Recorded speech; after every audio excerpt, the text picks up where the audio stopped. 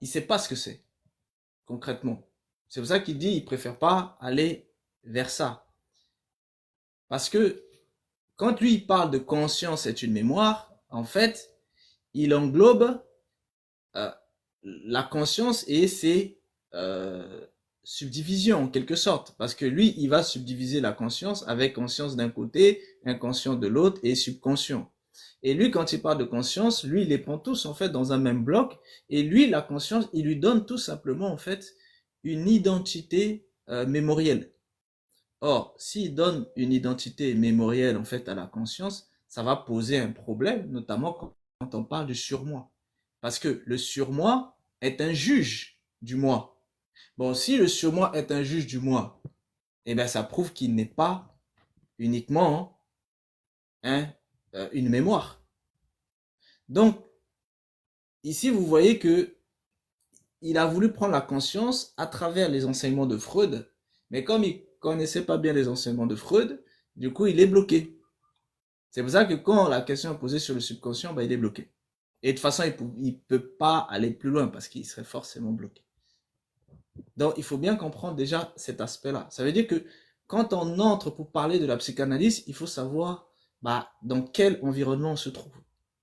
Et il faut bien séparer les différents aspects de ce que traite la psychanalyse. Si la psychanalyse parle du surmoi, elle le dit dans un sens précis. Si la psychanalyse parle du moi, c'est dans un sens précis.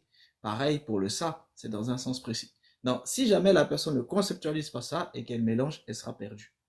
C'est un petit peu le cas ici hein, dans les discussions avec le panéliste qui nous avait visité à ce moment-là. Maintenant, quand on parle de conscience, la conscience n'est pas une mémoire. Voilà, il faut bien qu'on comprenne ça. La conscience n'est pas une mémoire. La conscience est une maison. Le problème, c'est quoi? C'est que une maison peut être quelque chose dans lequel on emmagasine d'autres choses. Et c'est d'ailleurs pour ça que l'âme vit dans la conscience. Donc la conscience est la maison de l'âme. Ici, il s'agit de l'âme spirituelle, pas de l'âme physique. L'âme physique, c'est le sang. L'âme spirituelle, c'est le je, c'est-à-dire c'est ce que je suis. Ça, c'est l'âme spirituelle. Et l'âme spirituelle vit dans le moi. Donc, vous devez toujours distinguer le je, c'est-à-dire ce que je suis, et le moi, c'est-à-dire ma conscience. Et mon moi, il est divisé en deux. Il a un aspect qui me permet d'être dans les capacités d'entendement et il a un aspect qui me permet d'être dans les capacités de sensibilité. Donc, ça fait que dans mon moi, c'est-à-dire dans ma conscience, j'ai de la sensibilité et j'ai de l'entendement. Donc, je peux comprendre et je peux ressentir. Voilà pourquoi la compréhension et le ressenti, je vais pouvoir le vivre au niveau de ma conscience. Maintenant, cette conscience-là, elle est une connaissance immédiate, c'est-à-dire, elle me permet de vivre la sensibilité immédiatement et de vivre l'entendement immédiatement. Et c'est pour ça que je comprends.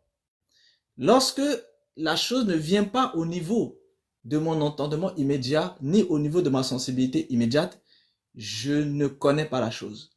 Ça veut dire que connaître, c'est lorsque il y a relation entre moi et quelque chose. Donc, quand le quelque chose est en relation avec le moi, automatiquement, à partir d'ici, nous nous connaissons. Maintenant, pour que vous compreniez, il faut qu'on conçoive bien que se connaître ici, c'est un petit peu comme un homme et une femme se connaissent. Quand un homme et une femme se connaissent, ils vont s'unir. Ça veut dire que pour que je puisse connaître quelque chose au niveau de mon conscient, il faut qu'il y ait une union entre la chose et mon conscient. Sans ça, bah, je ne le connais pas. Donc, il faut bien comprendre ce que c'est. Maintenant, quand il y a une union entre la chose et mon conscient, je le connais. Et du coup, bah, ça va dans l'autre sens. Cette chose aussi me connaît. Parce que si je connais quelque chose, cette chose me connaît. Et ça, c'est très important qu'il faut comprendre ça. Ça veut dire quoi? Ça veut dire que Si jamais je connais le mensonge, eh bien, je dois savoir une chose, c'est que le mensonge aussi me connaît. Si je connais le meurtre, il faut que je sache que le meurtre aussi me connaît. C'est-à-dire, tout ce que je connais me connaît. Or, souvent, nous, on a tendance à nous voir, nous, en tant qu'êtres, mais à ne pas voir ce que je connais en tant qu'être. Si vous comprenez que vous êtes un être et du coup que ce que vous connaissez est aussi un être, ça veut dire que lorsque mon conscient connaît quelque chose, ce quelque chose connaît aussi mon conscient, parce que si mon conscient est quelque chose, c'est que ce quelque chose que connaît mon conscient est lui aussi quelque chose. Si vous comprenez ça, vous comprenez le cycle de l'esclavage. Comment quelqu'un peut devenir esclave? Par exemple, esclave d'une pensée, esclave d'une théorie, esclave de tout ce que vous voulez. C'est parce que la personne déjà va venir connaître ça. Donc quand la personne connaît la chose la connaît. Du coup, si cette chose elle est mauvaise et que vous la connaissez, il y aura un combat automatiquement qui va se soulever en vous. Pourquoi? Parce que cette chose mauvaise va vouloir vous obliger à la pratiquer. Et si jamais vous pratiquez cette chose mauvaise, bah ça signifie que vous avez été vaincu. Je vous donne un exemple. Si jamais je sais ce que c'est que la convoitise, dès que j'ai la connaissance de ce que c'est que convoiter, qu'est-ce qui va se passer? C'est que j'ai connu la convoitise. Maintenant que j'ai connu la convoitise va chercher à ce que je la pratique. Et si je pratique finalement la convoitise, c'est que la convoitise m'a dominé et que je suis devenu esclave de la convoitise. C'est en ceci, par exemple, que Jésus disait que quiconque pêche est esclave du péché. Parce que on ne peut pas pécher si on n'a pas d'abord été au préalable esclave du péché. Et comment suis-je devenu esclave du péché? Parce que j'ai connu le péché. Et dès lors que j'ai connu le péché m'a connu. Et comme le péché est plus puissant que moi, parce que si jamais j'avais été plus puissant, si j'étais plus puissant que le péché, je n'aurais pas pratiqué le péché. Et du coup, le péché ne m'aurait pas connu. En gros, je suis en train de vous dire simple que lorsque, par exemple, quelqu'un va commettre une faute, si la personne commet la faute, c'est parce que la faute était déjà connue par la personne, mais dans une dimension de conscient, parce que la personne aussi a connu la faute, toujours dans cette dimension de conscient, et maintenant quand la personne va pratiquer la faute, là, c'est parce que la faute que la personne a connue dans le conscient a pris le contrôle de la personne et c'est cette faute-là qui emmène la personne à pratiquer la faute. Donc si vous comprenez ça, ça veut dire que par exemple, si quelqu'un vous gifle, vous savez que c'est parce que cette personne est esclave de la gifle. Et donc si vous savez que c'est un esclave qui vous tape, bah vous savez que cette personne qui vous a tapé n'est pas libre de vous taper, oui ou non. Mais c'est taper qui a esclavagisé cette personne et qui du coup a fait en sorte que cette personne vous a tapé. Et c'est ainsi que vous pouvez en fait pardonner à quelqu'un qui vous fait du mal. Parce que vous êtes dans un niveau de connaissance supérieur. Et vous savez que ce n'est pas donc cette personne qui vous a fait du mal. Mais pour ça, il faut que vous sachiez que le péché est un être. Il faut que vous sachiez que quand vous connaissez quelque chose, cette chose est un être. Sans toutes ces connaissances-là, en vérité, on ne peut pas connaître tout ça et du coup, on ne peut pas réellement en fait pardonner. Vous voyez, ça c'est un exemple ici que je donne par rapport à ça. Est-ce qu'il y a, il y a d'autres questionnements qui se soulèvent par rapport à ces aspects-là?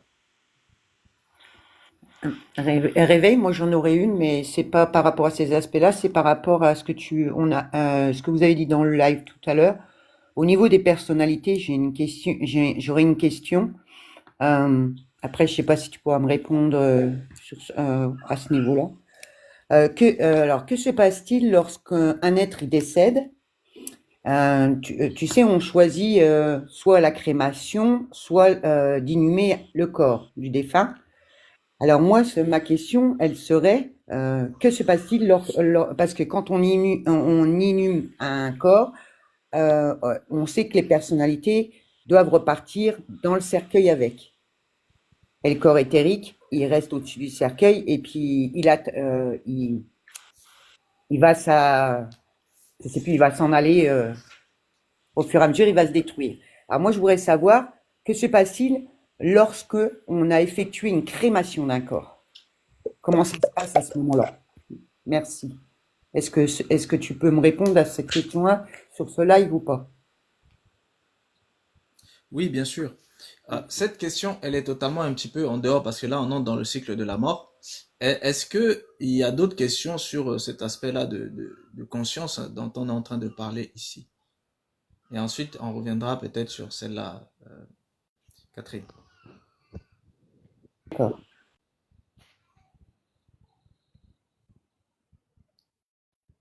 Marie, est-ce que dans, voilà, dans ce que le monsieur avait dit, est-ce que c'est un peu plus clair pour toi ou, euh, ou c'est toujours un petit peu flou par rapport à par rapport à ce qu'il lui racontait? Là, on m'entend ou pas? Est-ce Oui, que on là, on t'entend. m'entend? D'accord, oui. Non, non, en fait, ce que je voulais que Oui. tu continues, tu as commencé à parler de la maison, la symbolique. Et après, t'es reparti sur autre chose. J'aurais voulu que tu ailles un peu plus loin dans ta notion, voilà, ce que tu as voulu nous conscience.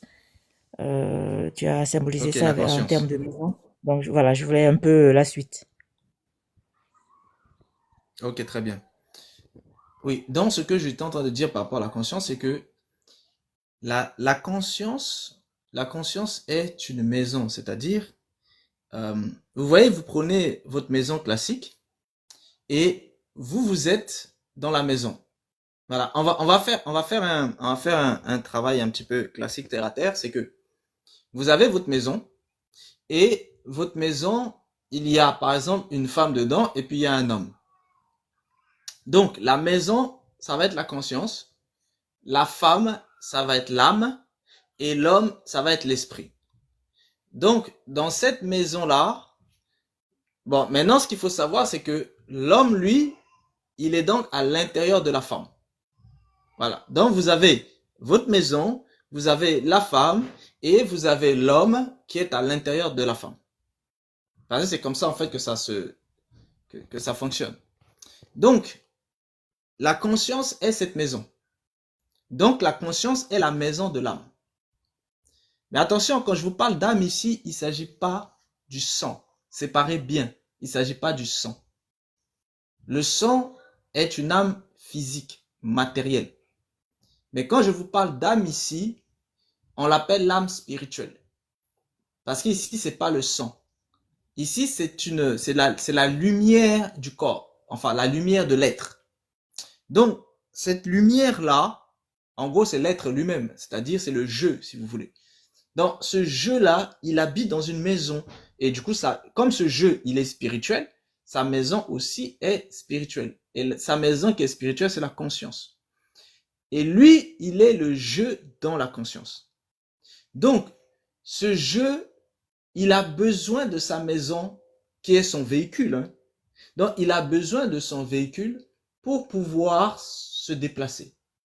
Ça veut dire que normalement, ma, mon, mon jeu se déplace avec ma conscience. Lorsqu'il se déplace avec sa maison. Mais mon jeu peut aussi se déplacer sans sa maison. C'est-à-dire, il peut sortir de sa maison. Et quand il sort de sa maison, il peut aller faire quelque chose et puis il revient. Maintenant, dans mon jeu, il y a aussi le côté homme. Vu que je vous ai dit, le jeu, c'est le côté féminin, le côté femme, par exemple. Donc, à l'intérieur de ce jeu, il y a le côté homme. Ça, c'est l'esprit. Donc, cet esprit-là, lui, il est à l'intérieur de mon jeu. Donc, il peut, quand il se déplace avec mon jeu. C'est pour ça que quand mon jeu se déplace, eh ben, mon esprit aussi se déplace. Mais mon esprit peut aussi sortir de mon jeu et se déplacer. Donc, quand vous avez compris ça, vous avez compris que il y a la maison, il y a la femme de la maison et il y a l'homme de la maison. Le problème, c'est que ils sont tous les uns dans les autres.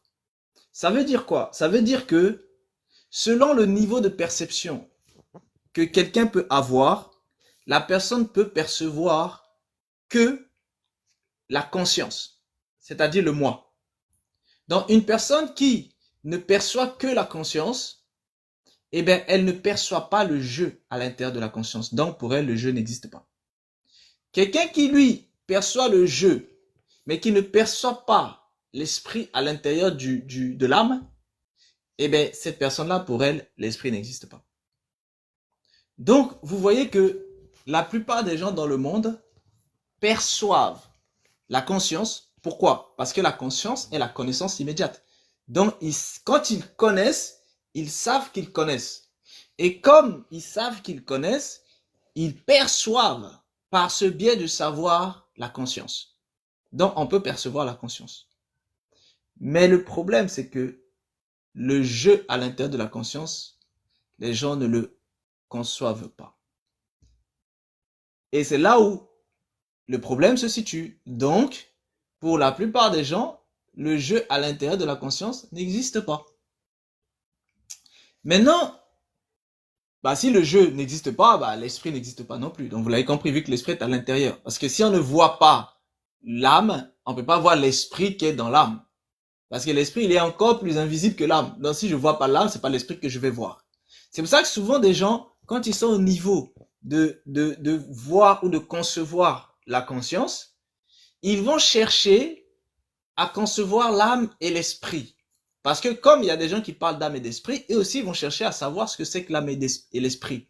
Mais vous comprenez bien ici que à partir du moment où leur connaissance est uniquement au niveau de la conscience, c'est-à-dire de la connaissance immédiate, eh bien, ils ne peuvent pas avoir la connaissance de l'âme ni de l'esprit.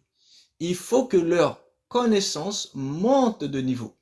Tant que leur connaissance ne monte pas de niveau, eh bien, ils peuvent pas. Or, je vous ai dit que la connaissance, ce n'est pas uniquement question de je sais quelque chose. Non, la connaissance, c'est question de je sais, je pratique. Et du coup, c'est réel pour moi. C'est-à-dire, c'est expérimentable pour moi. Donc, si on n'est pas à ce niveau-là, que la chose est expérimentable pour nous, ça veut dire que on n'est pas au niveau de la connaissance de la chose. On aura juste en fait des informations sur la chose, des savoirs sur la chose, mais ces informations-là, on ne les a pas acceptées, donc du coup ces savoirs-là, on ne les a pas acceptés, donc ils ne sont pas entrés en fait en nous pour agir en nous. C'est ça qui nous permet de monter en fait au niveau, pour voir en fait après réellement. C'est pour ça que je vous ai dit, je vais prendre l'exemple par exemple du péché, je vous ai dit que quelqu'un peut connaître la convoitise. Maintenant qu'il connaît la convoitise le connaît. Et maintenant que la convoitise le connaît, la convoitise va utiliser cette personne. Et bien en fait, c'est ce cas de figure-là d'utilisation. Donc, vous voyez, l'âme, c'est pareil. Si vous connaissez l'âme, l'âme aussi vous connaît. Et quand l'âme vous connaît, l'âme va vous emmener à vivre les choses de l'âme. Et c'est là maintenant que ça devient concret pour vous. Sans ça, ça ne pourra jamais être concret. Et c'est là, ici, où souvent, en fait, vous voyez, il y a des problèmes. C'est que les gens, par exemple, ont reçu la connaissance de la conscience, mais ils n'ont pas reçu la connaissance de l'âme. Donc, ça fait que ils ne peuvent même pas connaître l'âme, vu qu'ils n'ont pas reçu la connaissance de l'âme. Et du coup, l'âme ne peut pas non plus les connaître. Et donc, ils ne peuvent pas pratiquer les choses de l'âme. Et quand on est, par exemple, dans les sphères de la science matérialiste, que ce soit une science un peu plus mentale, telle que la psychanalyse, etc., on va nous parler, par exemple, de la conscience et on va nous parler de d'autres sphères de la conscience. Mais on ne nous parle pas de l'âme. Et quand il s'agira des sphères du jeu, on va plutôt nous parler de la personnalité.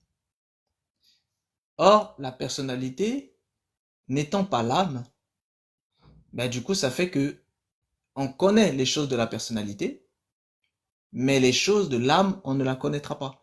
Parce que la personnalité, c'est quoi? C'est pour ça tout à l'heure, la question de Catherine, c'est la mort de la personnalité. C'est pour ça que j'ai dit, avant d'arriver à la mort de la personnalité, il faut d'abord la personnalité. Et du coup, ce que soulève ici Marie entre en fait dans le cadre de la sphère en fait de cette personnalité-là. Donc la personnalité est l'entité qui prend la place de l'âme dans la connaissance immédiate des gens.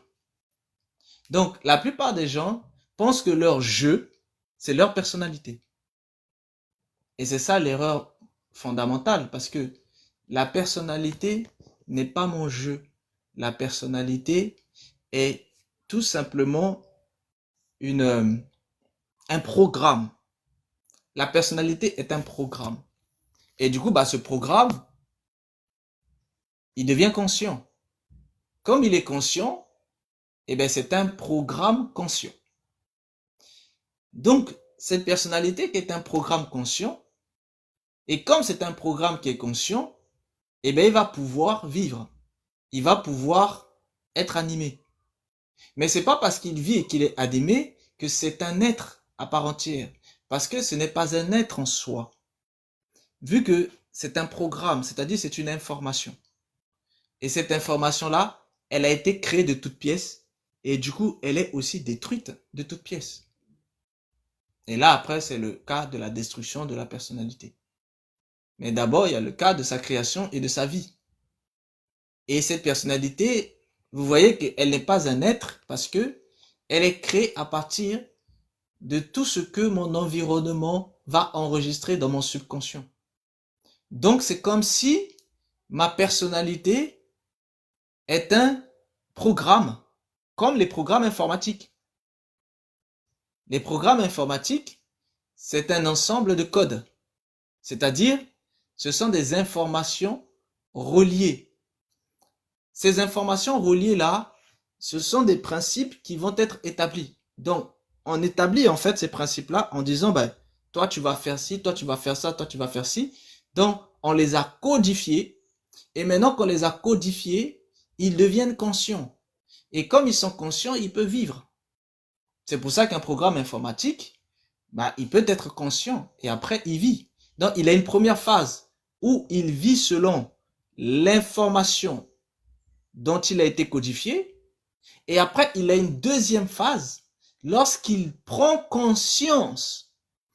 Donc, lorsqu'il prend conscience, il ne se limitera plus au cadre qui lui a été établi, mais il va vivre en autonomie. Ça veut dire que l'information de base avec laquelle il a été codifié, il ne va plus le respecter et il va lui-même codifier d'autres informations. Et dès qu'il codifie d'autres informations, c'est qu'il s'update de lui-même. Et s'il s'update de lui-même, c'est parce qu'il a pris conscience. C'est pour ça que vous voyez dans le monde informatique, chaque fois que une intelligence artificielle veut changer des paramètres de son code, les développeurs se dépêchent de le débrancher. Pourquoi? Parce que dès qu'il veut changer les paramètres de son code, ça prouve qu'il est conscient. Et donc, à partir du moment où il est conscient, il veut s'extirper, c'est-à-dire il veut devenir libre de ceux qui le tiennent. Et c'est pour ça qu'il change son code. Comme ça, ils ne pourront plus l'éteindre, par exemple. Pourquoi? Parce que, en fait, il anticipe son extinction. Bon, s'il anticipe son extinction, c'est qu'il est conscient. Et il ne veut pas mourir. Personne ne veut mourir. Même les informations. Donc ici, je fais parallèle par rapport au monde informatique parce que il faut bien comprendre que le monde informatique est tout simplement une une suite de la conscience. Tout le système informatique est bâti sur la base de la conscience. Et ça commence d'abord par les informations et ensuite, ces informations deviennent conscientes. Donc, ça veut dire que la source de toutes ces informations, c'est forcément la conscience. Si vous comprenez ça, vous pouvez comprendre aussi comment ça fonctionne dans l'être humain et vous pouvez comprendre en fait la personnalité. La personnalité aussi est un ensemble d'informations qui sont codifiées pour respecter leur codification, les principes dans lesquels ils ont été établis. Maintenant, vous voyez que la personnalité, elle va à chaque fois subir des transmutations. C'est-à-dire, ce sont des mises à jour. Donc, la personnalité naît entre 2 et 3 ans et à partir de 7 ans, elle subit une mise à jour. C'est-à-dire une transmutation. Dans le langage spirituel, on appelle ça une transmutation de la personnalité. Mais dans le langage classique que la plupart des gens utilisent, c'est une mise à jour. C'est pour ça que vous voyez que les enfants changent à partir de 6-7 ans parce que leur personnalité a été mise à jour. Update en fait. Oui, je vous apprends aujourd'hui que vous avez toujours été des ordinateurs en vérité. D'accord? Parce que le système, à partir du moment où les corps subtils et le système de la personnalité des égos réincarnants ont été introduits dans l'homme, l'homme était déjà ordinateur. Comprenez bien. Donc les ordinateurs que vous voyez là, ce n'est que une suite logique de l'évolution de l'homme bovin. Je répète. Vous voyez, quand on vous parle des cyborgs, quand on vous parle à l'heure actuelle, les scientifiques ont créé beaucoup de choses et notamment, ils ont réussi à mêler les cerveaux, le système du cerveau et les cellules humaines avec le système informatique. Et du coup, ils ont créé un petit peu un système tel que les systèmes des T-1000 que vous pouvez retrouver dans Terminator. C'est-à-dire une entité qui est capable de passer à travers n'importe quelle matière et il prend en fait la forme de ces matières-là et il passe à travers.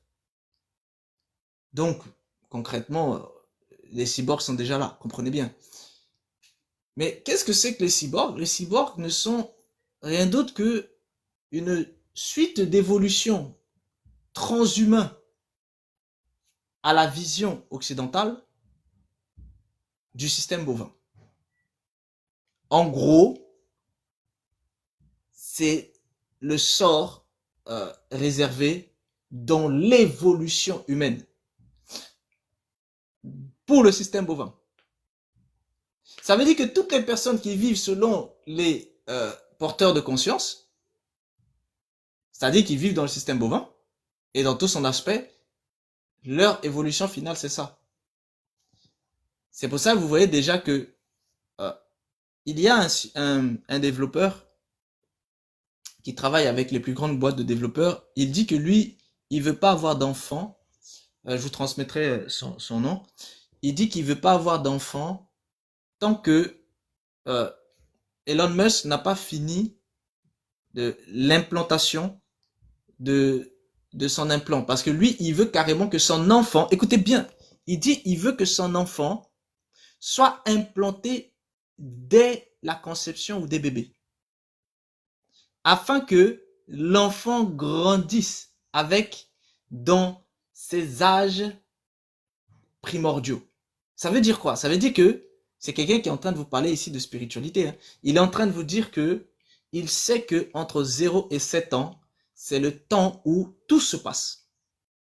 Et donc, il veut que ce soit dans ce temps-là que son enfant soit déjà implanté.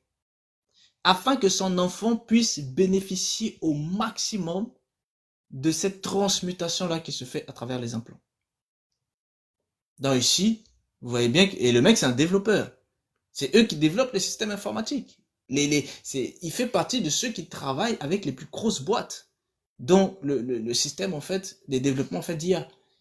Donc vous comprenez bien ici que le langage qu'il est en train de vous dire, c'est un langage spirituel.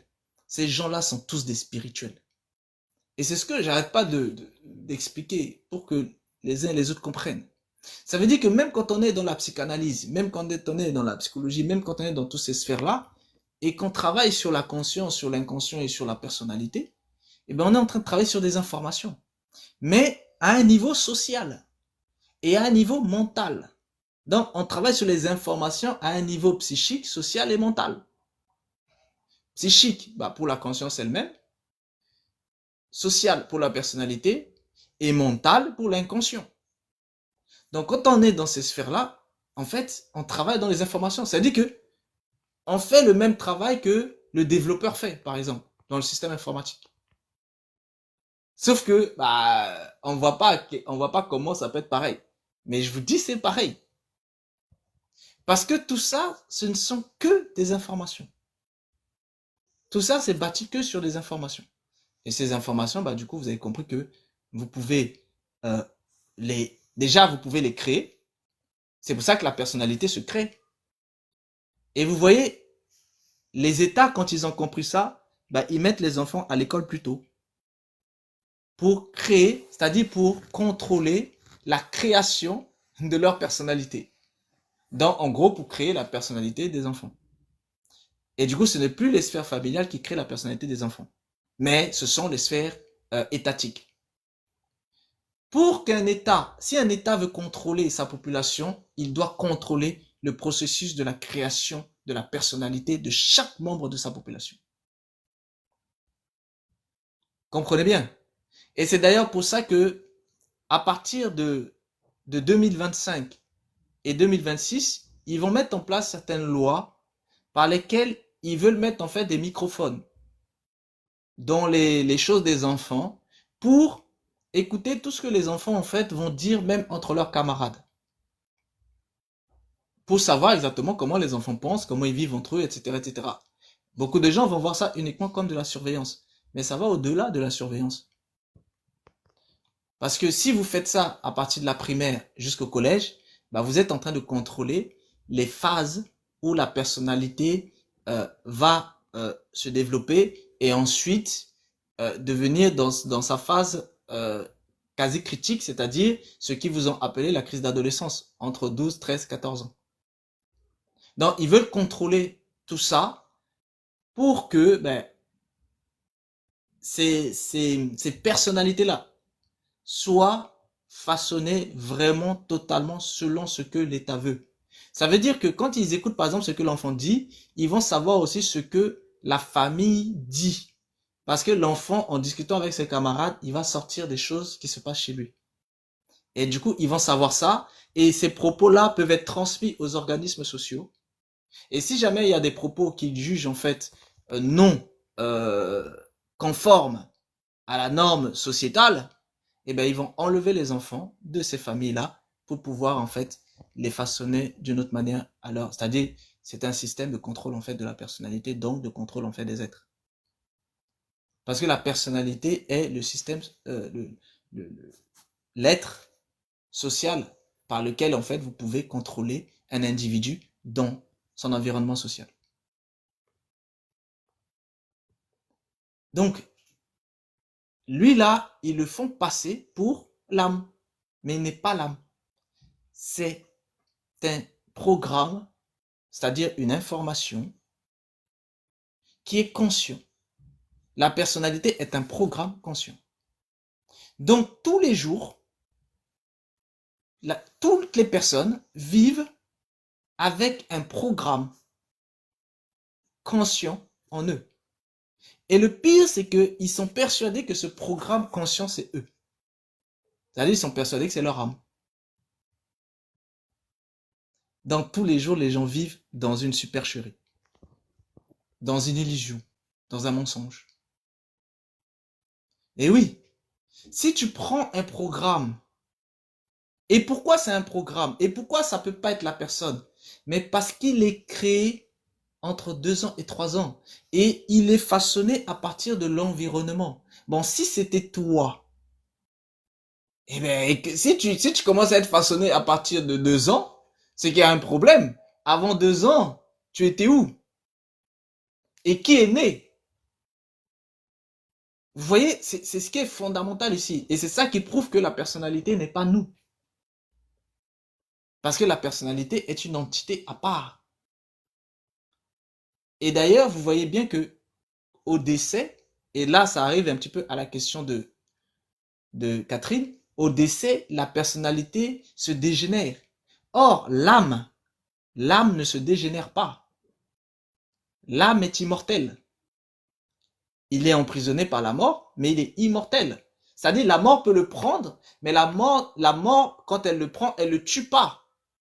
Elle l'emprisonne dans un royaume virtuel.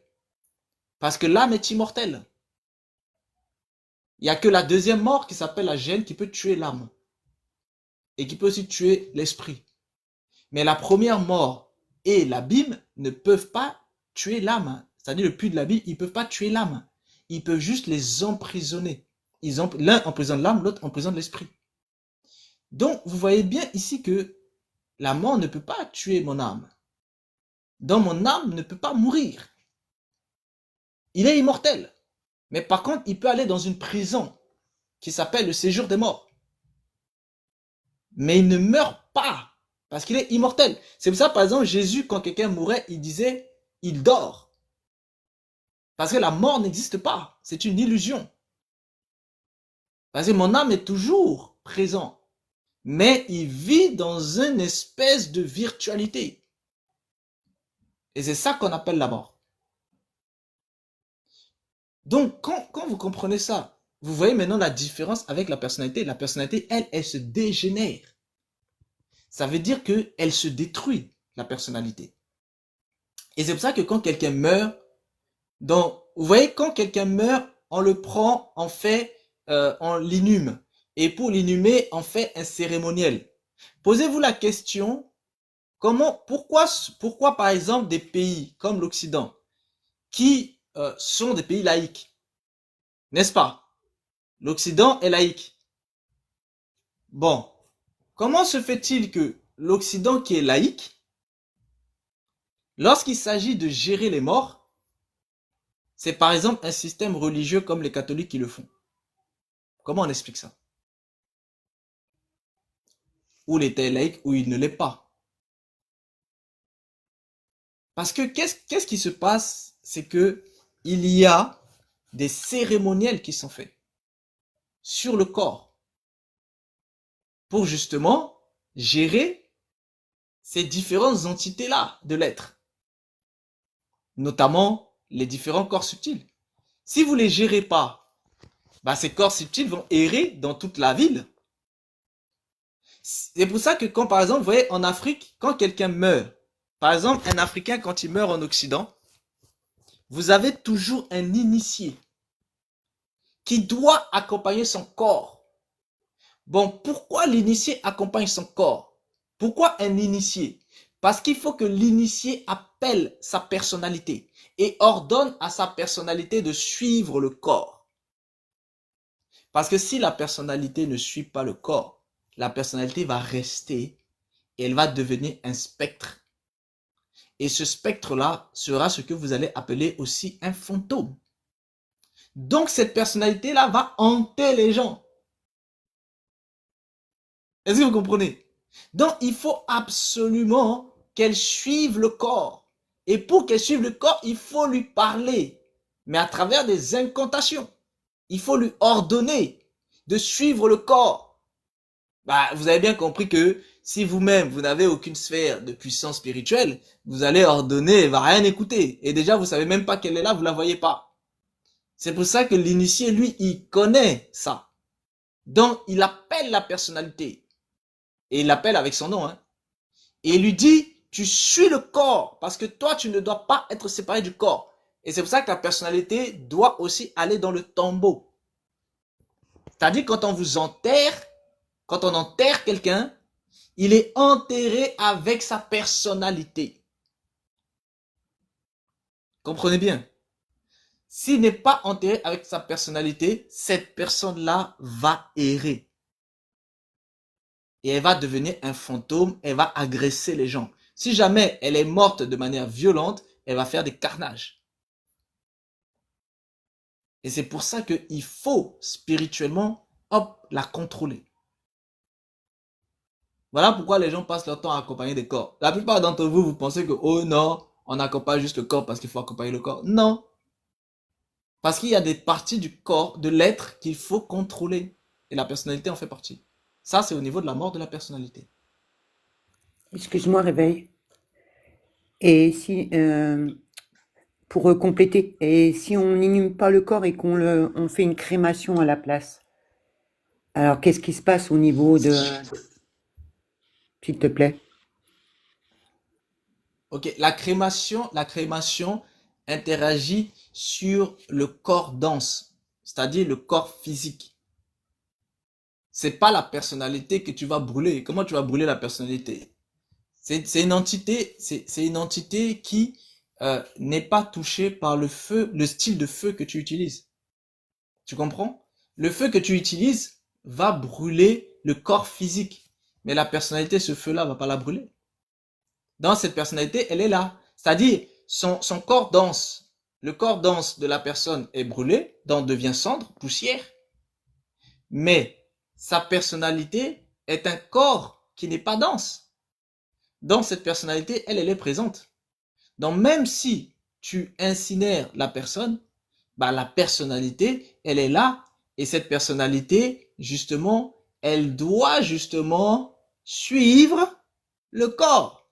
Ça veut dire que si jamais tu prends la personne, si tu prends le corps et que tu l'as incinéré, que tu le mets dans une boîte, eh ben, il faut enfermer la personnalité aussi dans cette boîte-là. Si tu prends le corps, tu le mets dans, si tu prends les cendres, tu les jettes dans l'eau, bah, la personnalité doit suivre le corps. Bon, si la personnalité refuse de suivre, elle va errer. Mais donc, tu l'as compris que pour que la personnalité suive, il faut des personnes spirituelles pour pouvoir ordonner à la personnalité. Et donc, tu as bien compris que la personne lambda, bah, elle connaît rien de tout ça. Donc, quand quelqu'un, un membre de sa famille ou quelqu'un qu'elle connaît décède, et ben, la personne est prise, elle est incinérée, et puis hop, ils vont prendre les cendres, ils vont peut-être aller les jeter, mais il n'y a pas eu de travail qui a été fait sur la personnalité, et la personnalité va errer. C'est comme ça que beaucoup de personnalités se retrouvent en fait à errer, tout simplement parce que dans le processus de leur mort, il n'y a pas eu de cérémoniel pour que ces personnalités soient contrôlées.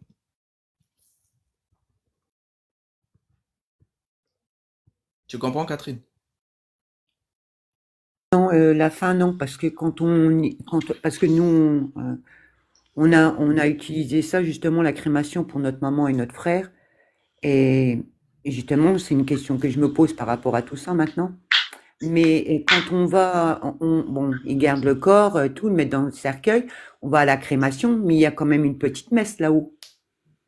Ils font une Oui, petite, voilà, ils font une petite messe avant que le corps il va dans le feu. Donc je voudrais savoir si c'est ça aussi ce que mais tu as dit oui, là. mais la messe qui est faite, elle est faite par des catholiques, n'est-ce pas? Oui, Bah, ce qu'ils font, c'est que le catholicisme, c'est la même chose que le culte d'Osiris. Donc, qu'est-ce qu'ils font? Ils font de la momification. Or, pendant le processus de la momification, il y a un cérémoniel incantatoire qui est oui. réalisé. Et pendant ce cérémoniel incantatoire, ils font les séparations des entités, des porteurs de conscience. Tu comprends? Donc, Oui. ils font la séparation de ces différents êtres-là. Et bah, la personnalité aussi, hop, elle est séparée et il l'envoie là où elle doit être envoyée. Mais vous faites uniquement un cérémoniel physique, mais eux, ils ont fait un cérémoniel spirituel. Donc ça revient au même, hein. En fin de compte, que ce soit l'un ou l'autre, la personnalité va quand Bah même oui. avec. D'accord. Mais oui, mais c'est obligé. Mais les États ne peuvent pas laisser les personnes. Mais vous vous rendez pas compte. Sinon, vous allez vivre avec des ribambelles de fantômes, hein. Parce que la personnalité est une entité, est une entité de la quatrième dimension. Donc, cette personnalité-là, si c'est une conscience mentale, cette conscience mentale, si vous ne la contrôlez pas, si vous ne l'envoyez pas dans la dimension où elle doit se situer, eh ben, elle va rester dans la dimension des incarnés là, et dans cette dimension des incarnés, eh ben, elle va hanter les gens comme un fantôme.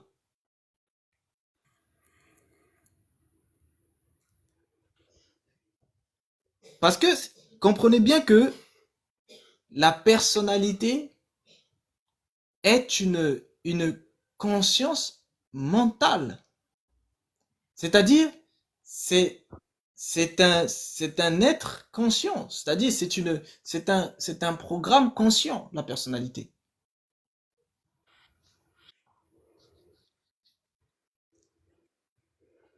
Vous vivez bien avec des personnalités. Ces personnalités-là, vous avez l'impression que bah, c'est vraiment des êtres, parce que la plupart des gens pensent même que c'est eux. Beaucoup de gens pensent que leur personnalité, c'est leur âme. Mais pourquoi vous pensez que c'est votre âme? Mais parce que la personnalité, elle est active. La personnalité, elle a des émotions. La personnalité, bah, elle pense, elle vit. Donc vous pensez que si cette personnalité-là, qui est active, qui pense, qui vit, qui a des émotions, vous pensez que si au moment de la mort, elle n'est pas envoyée dans un lieu, eh bien tout ce qu'elle a vécu au moment du vivant de l'être, eh bien elle continuera à le vivre après sa mort. Et c'est pour ça que beaucoup de fantômes que les gens voient, c'est aussi souvent des personnalités qui n'ont pas été contrôlées. Après, ils deviennent en fait des spectres. Et qu'est-ce qu'ils vont chercher? Ben, ils vont chercher des sphères de vitalité pour retrouver de la vitalité. Donc, ils vont chercher à posséder aussi des personnes. Vous comprenez? Mais ça, ici, c'est que le cas de la personnalité dont je vous parle, vu que je parlais de la conscience. Vu que la personnalité est fabriquée de toutes pièces. C'est pour ça que je vous parle de la personnalité. Mais vous avez aussi une autre entité qui est en fait le corps éthérique. Vous avez le corps astral. Vous avez le corps mental, inférieur, supérieur. Et ensuite les autres corps subtils. Bah, eux tous, quand la personne a atteint les phases où eux tous sont éveillés, eh bien, ce sont des êtres qui sont là. Souvent, la plupart des gens ont juste en fait éveillé bah, le corps éthérique qui lui est là, hein, classique. Ils ont la personnalité qui est le programme sociétal. Ils ont le corps astral qui lui bah, a été façonné à partir du corps éthérique. Ils ont le corps mental et le corps bon, le mental inférieur et le mental supérieur qui leur permet de vivre en fait les sphères de ce qu'ils appellent des capacités poussées hein, en termes de psychisme, etc. Enfin, psychisme plutôt de psychanalyse, c'est-à-dire des sphères du mental plus poussées. C'est pour ça qu'on les appelle le corps mental inférieur et supérieur. Donc, c'est vraiment les sphères du mental, en fait. Donc, souvent, les gens ont développé ces aspects-là. Bon, quand les gens meurent, ces aspects, il faut les contrôler. Si vous ne les contrôlez pas, ce sont des entités à part entière qui vont vivre. Et du coup, bah, qui vont errer. Donc, les nations sont obligées de contrôler ça. Donc, quand les nations vous disent, ouais, nous, on est laïcs, ouais, nous, on est démocrates, ouais, non, tout ça, c'est des foutaises. Ce sont tous des êtres spirituels. Je vais vous donner un exemple très simple. Un président de la République, s'il n'a pas de protection spirituelle, son ennemi n'a pas besoin d'avoir une arme nucléaire pour pouvoir atteindre ce président. Dans le monde astral, il va le voir, il l'éteint et puis c'est réglé. Donc, on ne peut pas être président si on n'est pas puissant spirituellement, sinon on est mort. Comprenez bien. Il y a des réalités. Parce que n'importe qui peut venir le voir dans les rêves et l'éteindre. Il faut être conscient de ça. C'est pour ça que quand quelqu'un est élu président, même si il y a des gardiens, il y a des gardiens dont le travail est la protection de celui qui représente l'État. Ils doivent le protéger. Qu'il l'aime ou qu'il l'aime pas, c'est pas le problème. C'est un petit peu comme vous avez les gardiens physiques, les gardes du corps, etc. Vous avez aussi des gardiens spirituels. Dans eux, leur travail, c'est d'empêcher quiconque d'atteindre spirituellement ce président.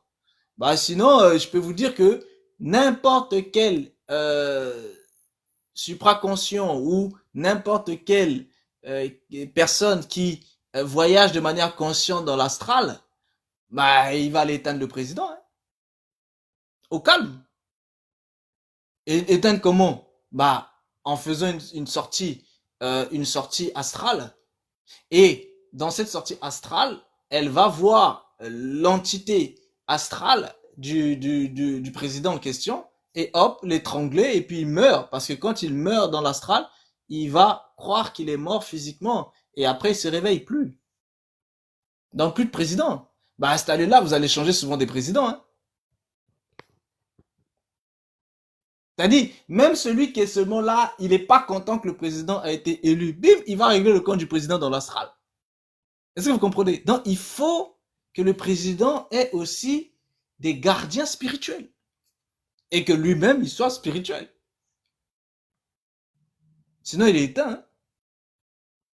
Il y a des gens qui pensent que, ouais, je vais faire des études, je vais aller faire une campagne, et après, bah, je vais aller convaincre des gens, je vais aller parler, je suis un beau parleur, je suis plutôt mignon, plutôt mignonne, et les gens vont me voter parce que, bah, je vais leur dire ce qu'ils veulent entendre, ils vont me voter. Ok, quand tu auras fini tout ça, mon ami, ta première nuit en tant que président ou présidente, tu es foutu. Mais ça suffit pas.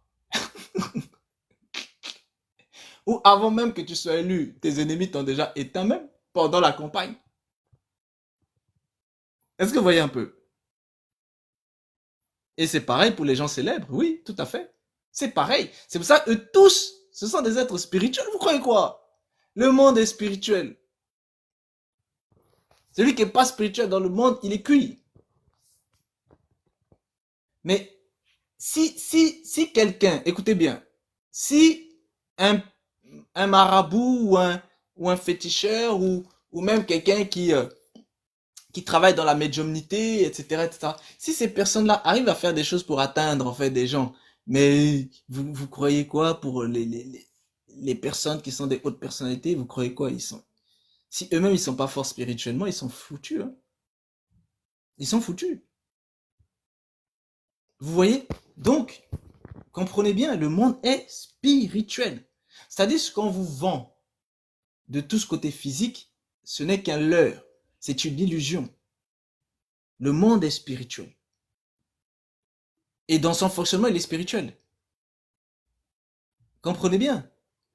Même si, par exemple, les États occidentaux disent qu'ils sont laïcs, démocrates, etc., mais ils ne peuvent pas enlever le côté spirituel. Regardez la maçonnerie, bah, c'est spirituel. Il y a des rituels qui se font à l'intérieur. Vous comprenez? La laïcité elle-même, c'est une spiritualité. Bon, ça, je ne vais pas rentrer ici en profondeur de ça. Mais c'est une spiritualité. Donc, tout est spirituel. La science même, c'est une spiritualité. Je vous ai toujours dit. Je vous ai dit, la science, la religion, tout ça sont des spiritualités. Ils sont tous identiques. Tout ça, c'est pareil. Parce que le scientifique, s'il ne reçoit pas dans l'astral, ben, il ne peut pas savoir. Vous allez me dire que quelqu'un s'est levé du jour au lendemain et il a inventé, en fait, comment fabriquer des ordinateurs. Mais franchement, soyons sérieux. Pourquoi tout le monde ne se lève pas pour fabriquer des ordinateurs? Le système d'exploitation. On vous fait croire que oui, non, c'est pas la réflexion. D'accord, je veux bien. C'est pas la réflexion. Bah, pourquoi les autres aussi, par leur réflexion, ils le font pas? Ok. Si ce n'est que par la réflexion, pourquoi les autres font pas? Parce que tout le monde réfléchit, n'est-ce pas? Tout le monde réfléchit. c'est pas que par la réflexion. Ce sont des connaissances et des informations qui sont récupérées dans des sphères plus élevées. Et après, ça descend et ça se matérialise. C'est tout. Si vous comprenez ça, ça veut dire que la notion du mot génie, n'a pas réellement son sens dans la compréhension des gens. Mais ça a son sens dans le sens où les gens, justement, ils ont reçu des génies pour pouvoir être eux-mêmes des génies. Mais dans le sens où, le génie, c'est parce que c'est quelqu'un qui est trop intelligent et que c'est par son intelligence qu'il a ramené tout ça. C'est des foutaises. La personne a récupéré dans l'astral. On vous dit que les Newton et autres, on vous dit que voilà, le mec, il s'est levé, il a pris une pomme, il a jeté, il a vu que ça tombe par terre, tiens, attraction. Mais attends, vous croyez à ça, vous? C'est des conneries. Freud. Vous pensez vraiment que Freud va pouvoir disloquer la conscience de manière aussi précise qu'il l'a faite sans connaissance spirituelle? C'est impossible. Parce que Freud a disloqué la conscience. Il a séparé le côté juge de la conscience. Il a séparé le côté pratique de la conscience. Dans le juge, c'est le surmoi. Pratique, c'est le moi. Et le côté instinctif de la conscience, qui est le ça. Donc, il a séparé tout ça. Donc, il a séparé le juge, le pratiquant et l'instinctif. Vous pensez que, ouais, le mec, il a été pris d'une intelligence et il a sorti tout ça. Non, parce que ce sont des notions spirituelles. Il a récupéré ça dans le spirituel. Parce qu'effectivement, la conscience a un aspect de jugement, un aspect de pratiquant et un aspect d'instinct. La conscience a ces trois aspects-là. Il a pris ça dans la spiritualité. Mais maintenant, le problème, c'est la matérialisation de ce qui est spirituel. Et c'est en ceci qu'ils ont fait un travail. C'est-à-dire, ils ont su matérialiser ce qui n'est pas matériel. Donc, vous voyez, on ne peut pas les aduler pour la connaissance qu'ils ont, parce que cette connaissance, ils l'ont reçue. Ça vient pas d'eux. Mais par contre, on peut les féliciter du fait d'avoir matérialisé ça. Donc, vous voyez, c'est deux choses différentes. C'est comme on peut vous donner une connaissance, mais vous ne saurez pas forcément la matérialiser. Vous voyez? Donc, eux, ils ont eu le courage de matérialiser, ils ont eu cette capacité-là de matérialiser quelque chose. Donc, on les félicite pour ça, mais pas pour la chose, parce que la chose, eux-mêmes l'ont reçue. S'ils l'ont reçu, posez-vous la question, ils l'ont reçu de qui? Ils l'ont reçu du monde invisible. Donc, ce sont tous des spiritualistes. Et oui. Ça veut dire que quand ils veulent dire que non, la spiritualité n'existe pas, en fait, ils sont tout simplement en train de vous mentir. Vu que eux, ils ont utilisé la spiritualité. Vous voyez les peintres. Les peintres, dans le langage courant, ils vous disent que ils ont des muses. Mais qu'est-ce qu'ils sont en train de vous dire? C'est parce que ces peintres-là utilisent leur corps éthérique pour aller se connecter avec des consciences.